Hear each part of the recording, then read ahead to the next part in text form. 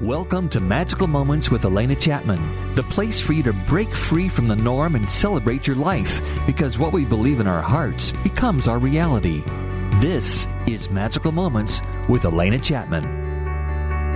Welcome to Magical Moments, and this is for the ease and the betterment in your life. We all so deserve that, and we also deserve to have a magical nugget that tells you all about the beauty. Now, what do I mean by that? Okay, so I know we're really into simplifying, minimalizing, making our lives easier, and that is good, and I'm all for it. Don't get me wrong on that.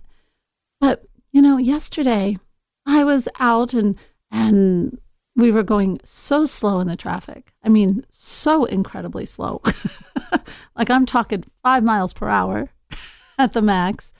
And I'm sitting there looking out, and luckily there was a park, and I just kind of looked out at the trees and I thought, oh my gosh, they are so incredibly massive. And then I was watching how the wind was blowing through them. And then that sparked in me, okay, let's turn on some music instead of the rock or the pop that I was listening to, which kind of can create an anxiousness when you're going 5 miles per hour. And I turned on music that I love, music that is my type of music that I studied when I was growing up, the motets, the sacred music of history's past. And instead of feeling that twinge of let's get going, let's get going, in a possibility where I could not get going, I instead found myself enjoying my own bubble of beauty. I think sometimes we get so caught up in what is happening in the outside world that we miss the beauty. And yet it's the beauty of the music, the beauty of someone's smile, the beauty of the wind blowing through the trees, the beauty of the architecture of the old buildings and churches, the beauty of sometimes the chaos. Everybody's so busy doing everything, but at the same time, everything pulling together in a synchronicity. Sometimes we are so stuck in our problems and in what we think is a crisis that we can't open that to that. And yet, when you open to that, you actually find the solution to your problems. Mine was how not to be so angst about going 5 miles per hour down a Jefferson Boulevard, which is a main street. I had to stop and just take a look and breathe and enjoy the beauty. And do you know something? I fill my world with beauty. I fill my world with things I love. If you walk into my house, there are candles everywhere. There's flowers. I always have some kind of beauty around me. Don't you deserve that? Don't you deserve to be able to feel that calmness that beauty brings and that awe? Look around, even when you're living in very minimal materialism. It doesn't hurt to have one candle. It doesn't hurt to have one flower. It doesn't hurt to have one piece of artwork that every time you come in, you look at and it just makes you feel good. So take a look at your environment. What are you filling it with? Are you filling it with beauty? Are you filling it with angst? It's your choice. Okay, so today is an Ask Alena, folks. So now that we are looking at beauty, let's see. I have a few questions here that are very interesting. You guys, I am impressed with your questions. I really am. Okay, so right here, what is one thing, Alena, I can do to start to bring more joy into my life? That's very simple. And yet we find that so incredibly hard, don't we? When I was in the really tough time in my life, when things were coming at me in ways I could not even imagine, and I had to deal with all of them, I decided that I had had enough. And I decided that every day I would get up and say, what can I do that's fun? And I know I always say that to find your purpose, and I tell you how that's how I started writing my journaling, which started to write my book. But, there was just time when I first started just to have fun. That's what I did. And so no matter what it was, one time it was I wanted to read a book that was out. And so when I got up that morning and I said, what am I going to do that's fun? It was to go get that book and start reading. And it was a day when it was a Saturday. And so when I got that book, I went and I got it. And then I sat down under a willow tree and I read. And it brought me such immense joy.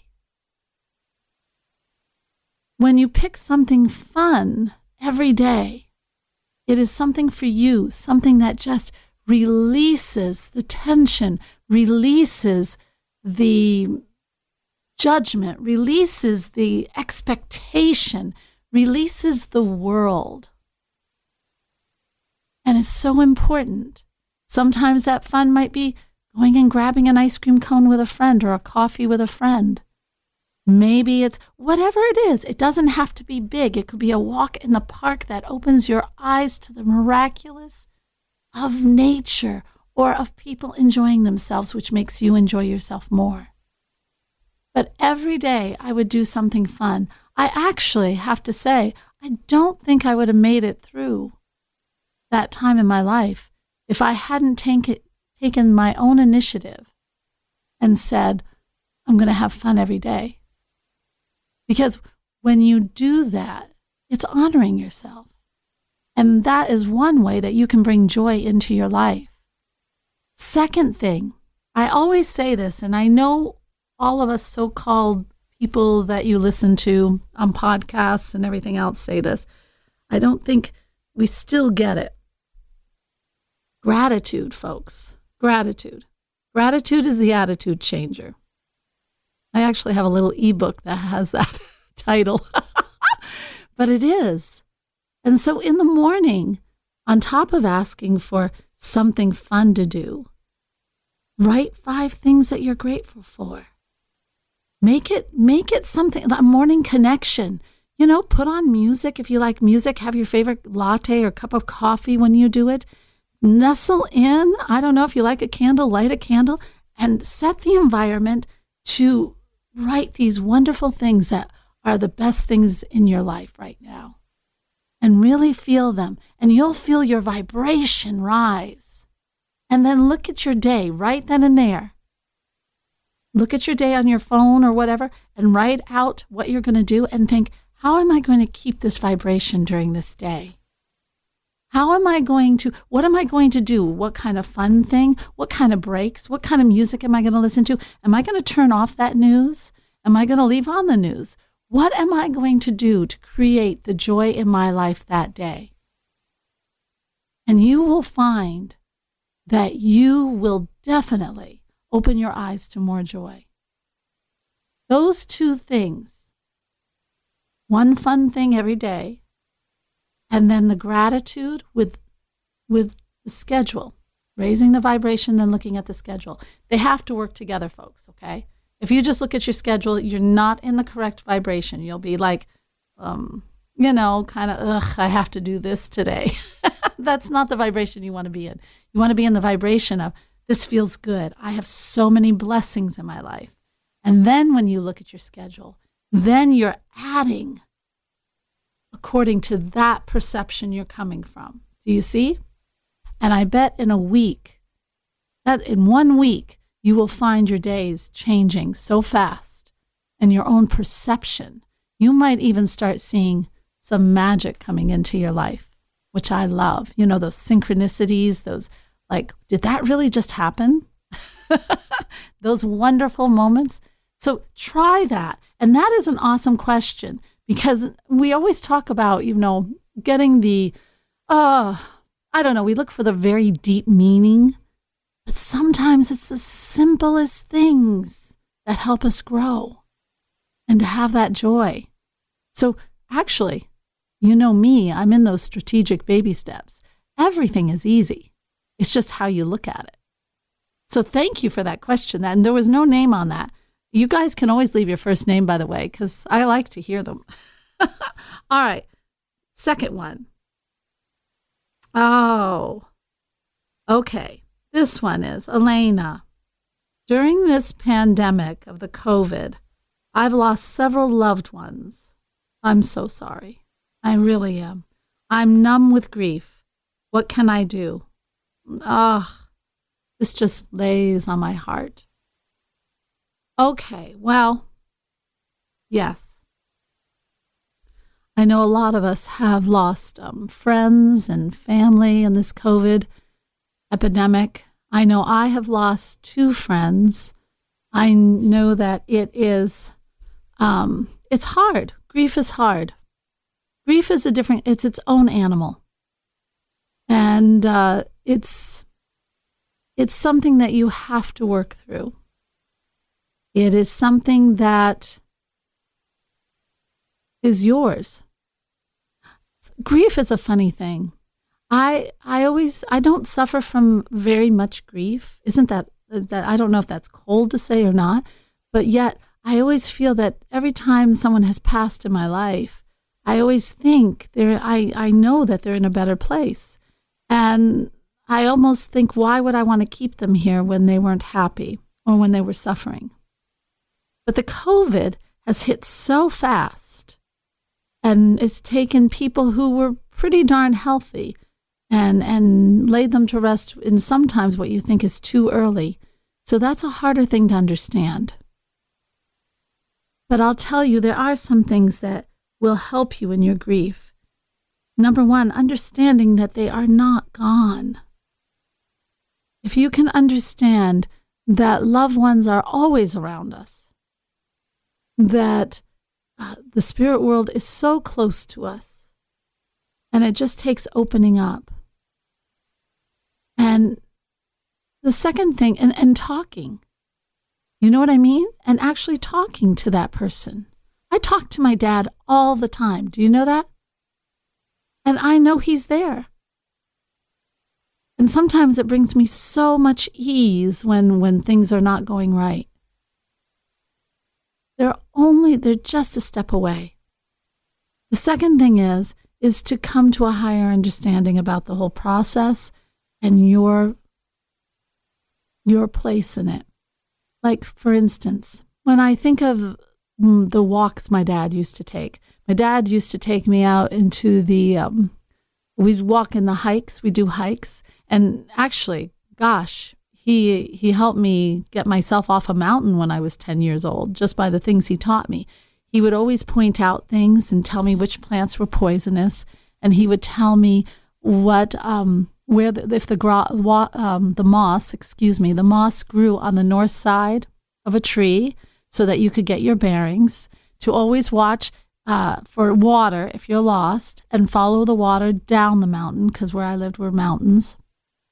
And there would always be a city or something along that line, because cities always and towns always followed water, which is true. And then what else did I learn? Gosh, everything. Learning how to I even knew the different footprints and things of animals, so that I would know whether there was that bobcat that was always around. You had to watch for that, and you had to watch for wolves, or you just had to watch for. So I learned all this. Now, when I think back to my dad and our walks, I just, instead of grieving, I just put them in the fondest place of my heart, that he will always be there. And I will always carry those memories as precious. So your grief will evolve, but you have to let it evolve, and it will wash over you in an ocean and then be gone. It does that. It just washes over you. When it does, you have those memories that you can love and you keep dear in your heart. You have the dialogue that you can have with that person. You can feel them on your shoulder. And you can know that they're at peace. It is a different kind of place that you are growing into. And at the rate that you're growing into is the rate you're growing into it. But know that's your goal and that's what you want. Grief is different for everyone. But you have to know where you're evolving to, and then you can work for that realization. I hope that helps you. Also, there's fabulous support groups out there. Just make sure the support group that you join isn't all bringing you down.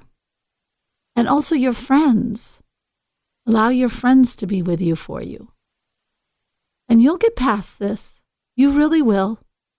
There's so much life out there. Okay?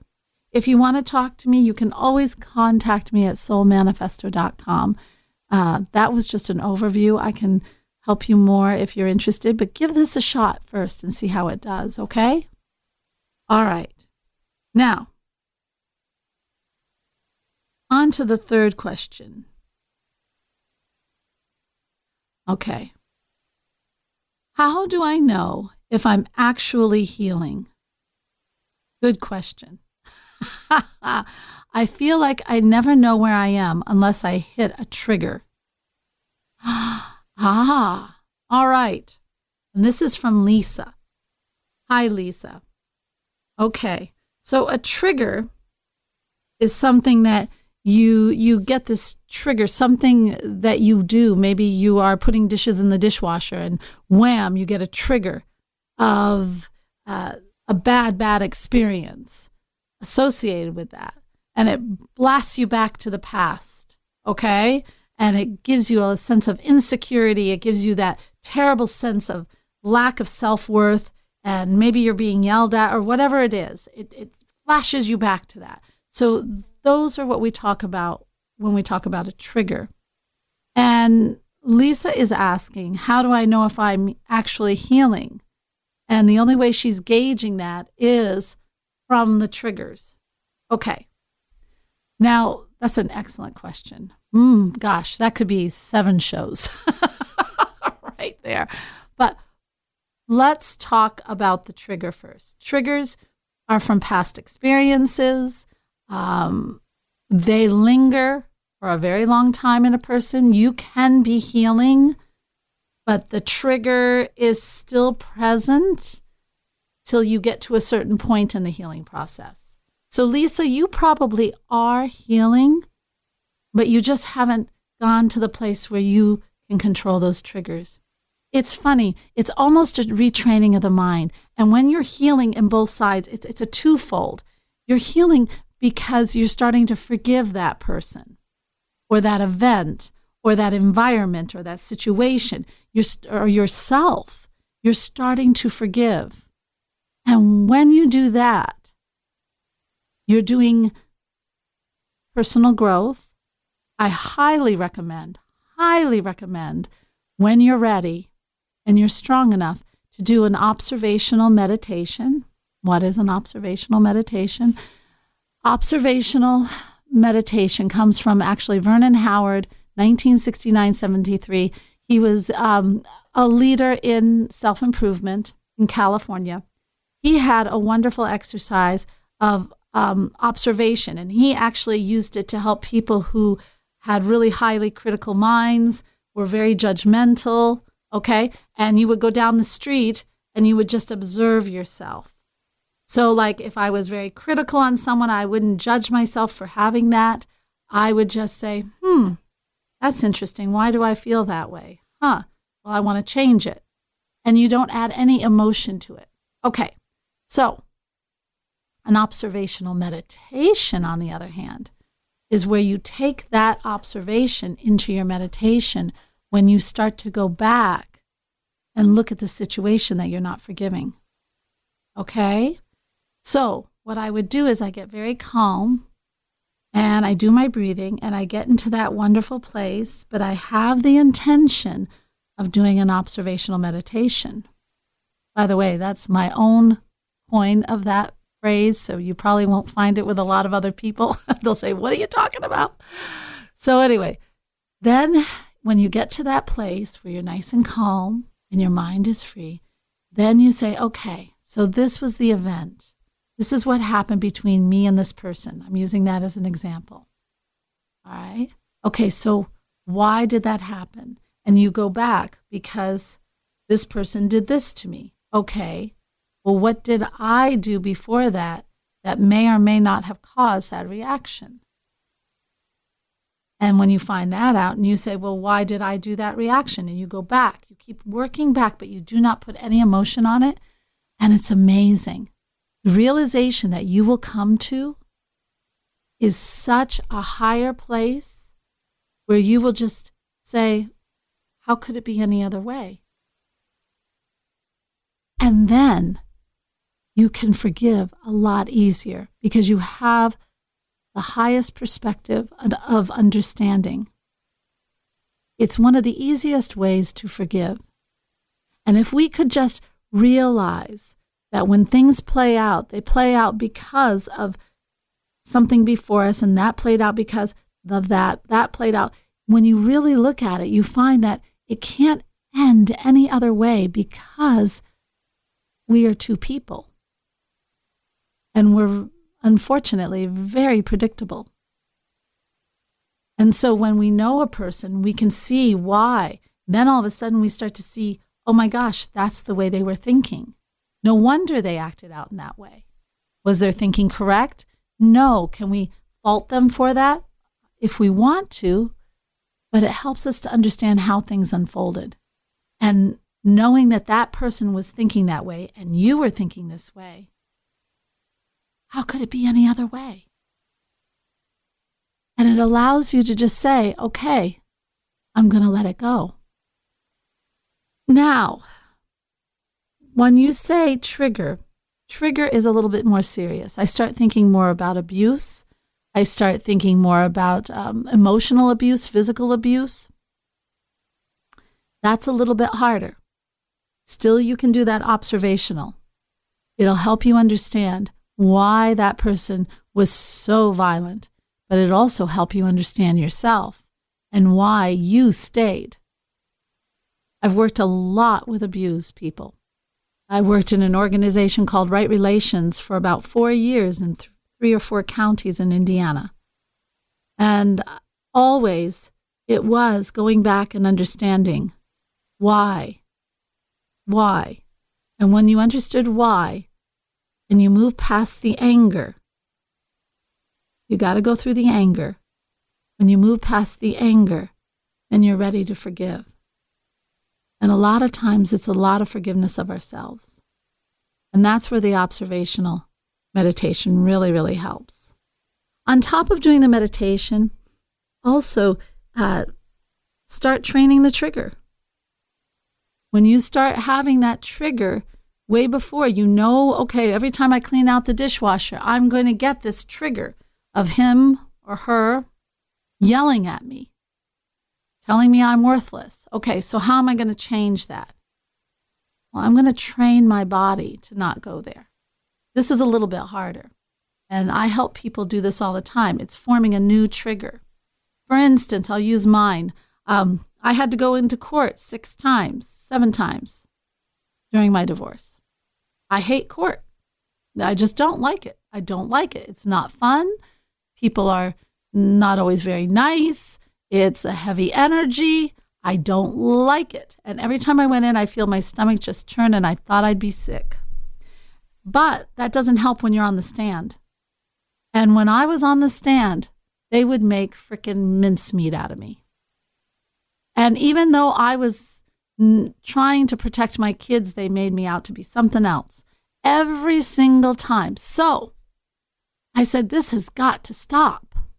And so what I did was, not in the environment, but every stoplight I came to as I was driving my car, I practiced a trigger that when I went up on that stand, I would say, peace be still my heart. That was a phrase I chose. You can choose anything. You can just say love. You can say anything, but it was peace be still my heart, which would focus me on my heart, slowing down the beat. I would slow down my heart. My breathing would get more relaxed. My shoulders would drop. Everything would just relax. And I kept doing it every stoplight in the city until, no matter where I was, I could say, be still my heart, and my body would automatically go slack. You are forming a new trigger, but this one's a good trigger. So say you're doing the dishwasher. You practice this trigger. You practice this trigger. When you go to that dishwasher, then all of a sudden you say the word, your body relaxes. It doesn't go back to the memory. It goes into what you want it to do. It's retraining your mind. When I got up on the stand after doing that, I was so calm. I said, be still my heart, and everything relaxed. And I could see, for the first time in my life, I could see what was really going on. It wasn't the questions they were asking. It was the rolling of the eyes. It was the mean little gestures they would do when I was trying to speak that would throw me off. And once I learned that, because I was so calm, it didn't bother me anymore. Isn't that amazing? Learning a good trigger is one way to help fight those triggers, but it has to work in conjunction with you starting to forgive yourself. And that observation is one way. Other things you can do is starting to be good to yourself, even though you don't feel like it. You know, when you're out, maybe picking some flowers and putting them in a vase, just because. Or just take a little hour of your day and just saying, I am going to go walking in the park. I know there's 50,000 things I can do and my mind is full, but I'm going to go sit by the river today. These are the little things that's building self-worth. And again, you know, this is a long process like grief. And if you want a little extra help in any area, you know all you have to do is go to soulmanifesto.com. Excellent question. And oh my gosh, I wish you so well. And you are healing. Just give yourself patience. You're listening to Magical Moments, and I'm your host, Alena Chapman. And boy, we have got some deep, really wonderful questions, and I can see that people are really wanting these answers. So I will be right back with more. You're listening to Magical Moments with Alena Chapman, helping you find your inner purpose. Learn more online at soulmanifesto.com. Welcome back to Magical Moments. I'm your host, Alena Chapman. All right, the first half of Ask Alena was all our practical lives, okay? Now, I love some of the questions we have this segment. I love the ones in the first segment too. And by the way, I really do need to reiterate this. For those two questions, both of them, the grief and trying to get over an emotional turmoil and triggering and everything else, you know, because it's a radio show, I can only skim the top to really help you to go through the process. Contact me, folks. You know, it's very easy. Soulmanifesto.com, and there's a contact page, and we look at it every day and just say, hey, Alena, I heard you on your show. I'm the one that asked that question, so-and-so, whatever it is, and I would like to talk to you a little bit more. And I will set up an appointment right away, and we can talk on the phone. If you're in the area, I'll meet you for coffee. It's that simple. I am very accessible because that's why I do what I do. You know, that's why I'm here. So now this part of the show, folks, let's talk. This is from Dan. Hi, Dan. Sometimes you mention spirit animals. What is it? And how can I find out if I have one? Oh, perfect. All right. Well, Dan, yes, we all have spirit animals. And why wouldn't we? I mean, it's so funny. We have a whole little universe, and every spirit that is in the light, some people call it heaven, I call it in the light, everything is there cheering you on. It wants to see you experience and grow. We don't understand that when we're down here, and I'm getting on my soapbox, folks, so get ready. We are down here to experience things. And sometimes those things are good, but sometimes, and most likely, we are experiencing what we don't know. Now that's interesting, isn't it? Because when we're in the light, oh my gosh, it is this incredible feeling of being loved. It's an overwhelming feeling of being loved and joy and peace. So when we're down here, we're learning about things that we don't know. Well, guess what? We already know about the incredible love. So we might be learning down here not about the incredible love. And we're learning how to go to make things into creation. We're really learning how to make our experience come into creation. We're learning how to find our way back to the light. But with every experience, this is very big, with every experience that we experience, gain a higher awareness, and let go of, but know it's part of us. That involves the forgiveness, that involves getting angry, that moving through it, forgiveness, letting go, surrendering, all of that. Then, oh my gosh, we help to actually evolve and grow the universal light. That's what we don't understand.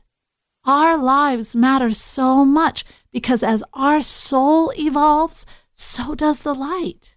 Mass consciousness, it evolves even higher. So why wouldn't the light be here for us to help us on this journey?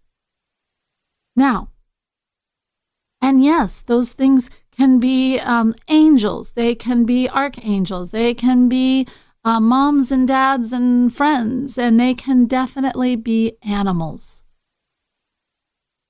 I remember on top of my wonderful learning a trigger for court, I really remember also that's when I discovered my one power animal, spirit animal. Spirit animals will come and go. Everything will come and go when you need it. Okay? So this wonderful female lion spirit. And every time I was in court, I could just feel her come and be behind me. And I would just spiritually feel myself lean back into her and rely on her strength. Okay? And that's what she was. She was to help me have strength. She was to help me grab my own strength. She was there to let me know I wasn't alone. Now, each spirit animal might come in different ways.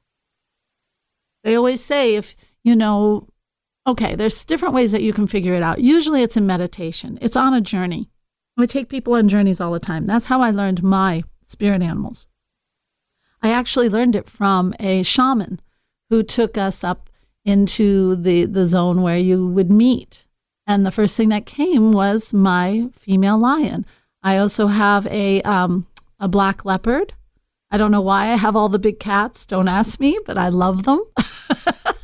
I also have a blue heron, and I have a little hedgehog right now, and a hawk. Okay, so those are the ones that are right now, but they change, and different ones will come in and different ones will leave, and each one brings a gift. And especially when you're trying, I still talk to my lion, my female lion, and I talk to my black leopard too. I think it's a leopard. It's all black. Yeah. Anyway, it doesn't matter. He's beautiful. And I do love to just talk and listen. And I learn incredible things from them. And I think, some people out there might be thinking this is just totally nuts. Okay, that's fine. But for those of us who want to open to it, there is a wealth of knowledge, of new awareness, of I don't know, just experiencing life differently. For one thing, just having Sheba there gave me an incredible strength. She also helped me to focus on the needs of my family, because something in me just said, protect the family, focus on protecting yourself and the family. And that was from her. And also the fortitude to have the strength to move forward in what other women that I know folded like flowers. They just folded right up. They didn't end up well. One actually committed herself. So, but my lion, she was there for me. Now, is that spirit form still with me? Yeah, she peeks in once in a while. So how do you find your spirit animals? Because they do have messages for you. They really do. And everything does. This is a funny thing. And it's in the New Testament, folks. The Bible? I know I talk about so many religions. I really need to be, in the New Testament of the Bible. It says, for those who truly see. The world will be revealed for those who truly see. Well, I don't think that means the tree on the corner. It's to really see. It's to open yourself up to everything. Everything. God and the universe is there helping us to really see who we really are. We are the image. We are made in the image of God. We are spiritual beings in human bodies. We are not human beings. And when you start to open up, you start to truly see that you have everything up there to help you. So, first thing to do is to get yourself in a journey. I do some of these journeys for people all the time. You can find someone in your area if you like, or you can look on Soul Manifesto. And again, just contact me and I'd be happy to take you on a journey. I'd get a group of you together. I know there's one person out there who wants to learn more about reincarnation. And yes, I am happy to help you with that. It's very easy, but it's just taking a journey and you get so relaxed and then they come into your life. And the things I learned, they help me move my life forward. When my blue heron comes into my meditations, I know right then and there, I am supposed to be striking. That means whatever I'm doing in my world, I need to get a move on, because that is timing. The blue heron is all about time. And he'll always say, you better get moving, Alena. And I know, oops, I better get going. I better get going and finish that book. Or I better get going and I better get that program going. When we open ourselves up to our soul, then I'll tell you what, then the universe will speak freely to us because we have to ask. That's our free will right there. Our free will is we'll do it ourselves or we will ask for connection. Let me put it this way. I have a perfect example. So here we go. I have 3 boys. My first boy, miraculous. He's just soaring. He's doing his dreams and he's going after it. And that's another story. And about taking a chance and seeing what happens. That's going to be another story. Now I have another son who, for whatever reason, and I love him dearly, and he is the smartest kid. He is so incredibly intelligent. But he always picks the hardest frickin' road that he can. He always picks the hardest road. In fact, I even had a discussion with him. And I said, why? Why are you picking the hardest road?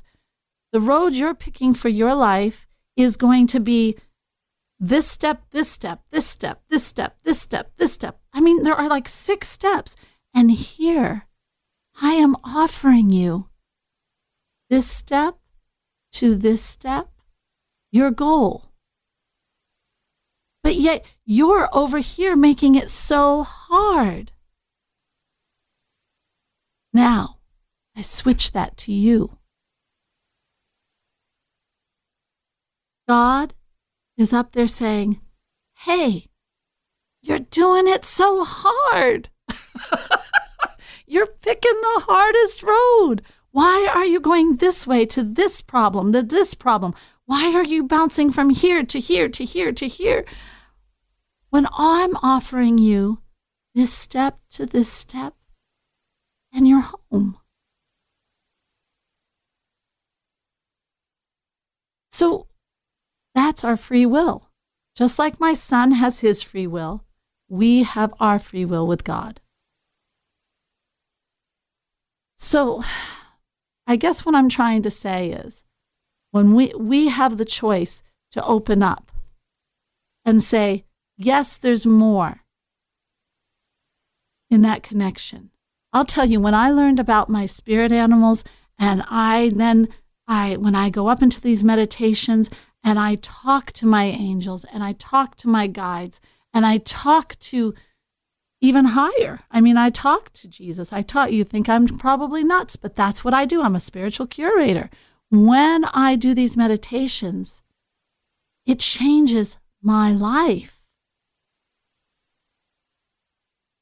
But that's what I do for everyone.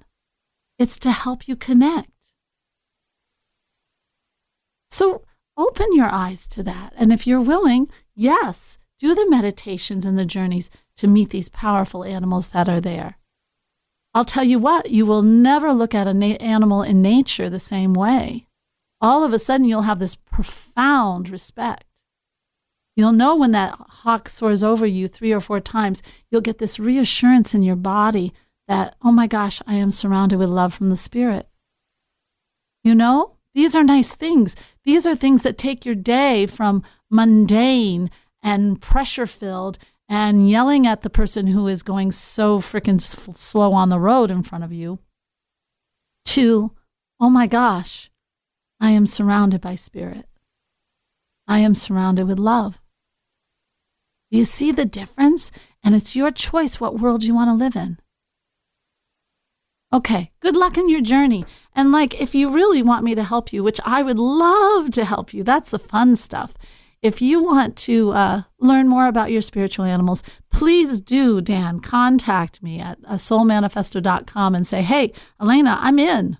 That's all you have to say. And give me an email or a phone number to contact you. And I will. And I will say, hey, let's talk. Let's talk. Let's get this together. Okay? I'd love to help with that. That's so fun. And anybody else out there, same thing.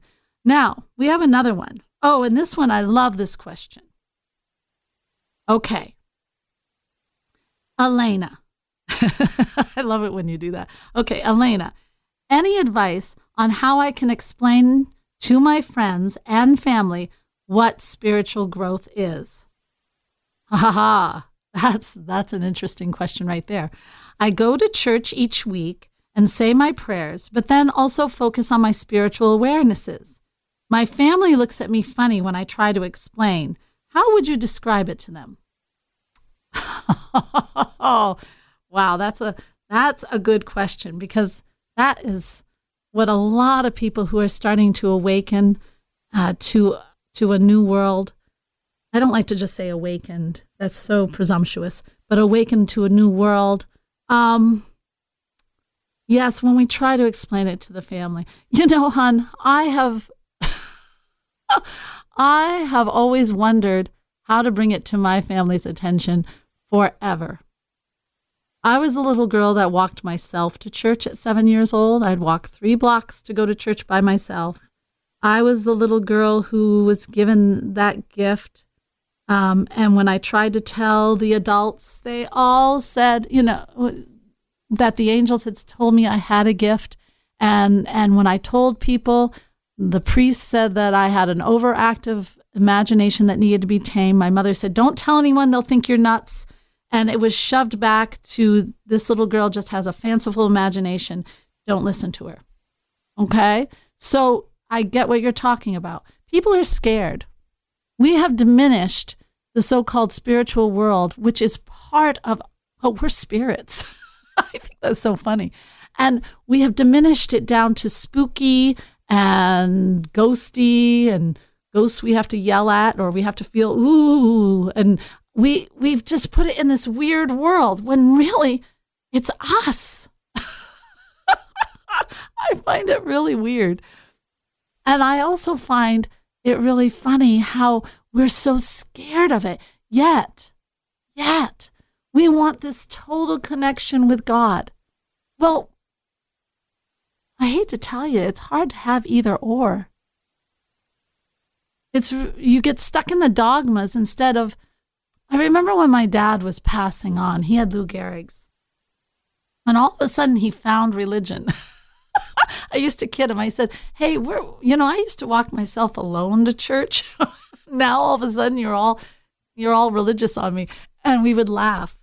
But he said, when he got into it, he got into all the dogmas, all the rules and how to be a good Catholic. And I had to sit down with him at one point. I said, Dad, those are all man-made. That's not the light.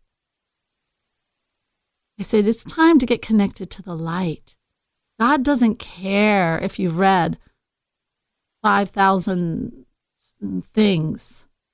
In fact, Jesus once said that Scripture is written, Scripture is dead. It's living, that is the Spirit.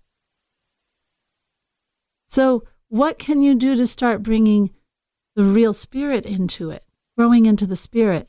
Now, so I got off the topic a little. But it's also to get you the feeling of where people are at when you're going to try and tell them about your own spiritual growth, which, by the way, yay. I mean, really, seriously, yay. I am so proud of you because it is a road that is your own personal road, but it is hard. People don't want to hear about it. First of all, there are plenty of people out there who are on a spiritual growth path. Find those places. Those are your friends. Those are the people that are going to lift you up. Those are the people that are going to help your growth even faster. Those are the people that are just fun to be around because they're going through the same thing as you. Okay? So you probably have a spiritual center somewhere close by to you. And look for one that is not just has all the spooky stuff, but is a real family. That's the one you want to be at. Okay? The second thing, when you're talking to your family, they won't understand because you're talking to people who have chosen not to be awake or have chosen to follow a different path. I'm not going to say one's better than the other. I always say you go your path, whatever brings you closer to God. And maybe it is the dogmas. Maybe it is that Sunday going to church, sitting there and hearing that sermon, and they take it to heart and they bring it home and they just really try to bring that goodness and that God into their everyday. And my gosh, that is spiritual growth. You're going just on a different route. And that is bringing you closer to God, bringing you closer to your guides, having you in complete connection. I don't think either road is wrong. You're going to get more of a heightened sensation when you go to church. When I go to church, oh my gosh, I fall in love. I do. When I used to teach in churches, I was a musical director in almost any religion you can think of. And when I went to church, that music would play and it would bring me up to God so fast. And I mean, I exuded it in everything. That's why people loved me having me as a music director, because I could feel that love and it would come through me to everything, into the music, into my choirs grew from 10 to 50, 35, 75, whatever, in weeks. Because I had that connection and it just made everything bloom. So as you are growing and you're going to church, This is your spiritual connection. It is not your parents. It is not your brothers. They have their own. And don't get into the place that you're spiritually growing and they are not. Everybody has to go at their own rate. And find the satisfaction in what you're experiencing. Your parents will get to a place where they start to understand. They'll start to wonder why you glow. How come things don't affect you the same way it affects them? But don't diminish what they're doing. So funny. When we go on our spiritual growth, why is it everything we think we're doing is better than what everybody else is doing? Please don't do that. It's your journey, okay? They may ask, and if they ask, you can tell them, and it'll freak them out, and there you go. But why even tell them? Why do the shock theory? This is your spiritual growth. This is what's going to help you connect to the best you can. This is what's going to change your whole life. And when they see that change, then they'll start to ask. My mom started asking why I don't ever worry, why all this stuff magically happens for me all the time. How can we'll be out to lunch and she will criticize and I'll say, your spirituality will come out in all sorts of ways. And I'll say, well, no, that person actually might be going through a really hard time. You got to have a little patience with them. Or I'll say something like that. And my mother says, oh, I knew you would say something like that. And instead of taking it as a criticism, just take it as your differences. Part of your spiritual growth is this higher awareness that everybody is perfect where they are right now. I don't have to change them. I don't have to make them understand anything. When they're ready, they'll come. Okay? So don't put that pressure on yourself. Allow yourself to just grow. Find that family. I remember when I was first getting back into my spirituality, because somehow when I got married, when that marriage was not so hot, and everything, I was put into a box. I allowed myself to be put into a box. I thought that's what was expected of me. But when I did that, all that heaviness, mundaneness, that closed offness, and before I knew it, my guidance went away. And when I was finding it back, I remember I was in a meditation class, and I remember that a friend behind me, I had said something, and I didn't understand. And everybody else in the class understood. So everybody laughed, of course. But really, everybody just stood with their mouth open. And my friend was behind me, and she laughed so hard she fell off her mat. And she became my friend and is my friend to this day. And we have such a good time. And we're both growing spiritually. I help her. She helps me. And then we found a center that is just absolutely fabulous, where I'm actually doing a class there. I'm doing the Green Terra on the 13th up at Catapatry. And if you're in the area, you might want to come up. Green Terra is where we talk about higher spiritual concepts. Actually, one of the things I'm talking about is how to meditate to really get the full effect, or how to break out of that mundaneness in your life, and all these little things that can help to make your life ease and betterment and even growth. And if you're interested and you're in the Fort Wayne, Indiana area, come to Catapatry 6:00 next Thursday, which is the 14th. I think it's the 14th, okay, of October. But as for you, my dear, just concentrate on your growth. Keep it to you. Find a group that's really supportive and allow your family to observe. And I bet you once they start observing all the cool stuff that you start experiencing, then they'll ask questions, and then they're coming on their own path. Okay? Don't feel like you have to push anybody. It doesn't do any good to argue. You never win. Nobody wins. Okay? I hope that helps. If you have any more questions, again, go to soulmanifesto.com, put it in the contact. Let me know which question you asked and what more you have to ask, okay? Love it. And congratulations on your own spiritual growth. Now, I have time for one more question, and it has to be a short one.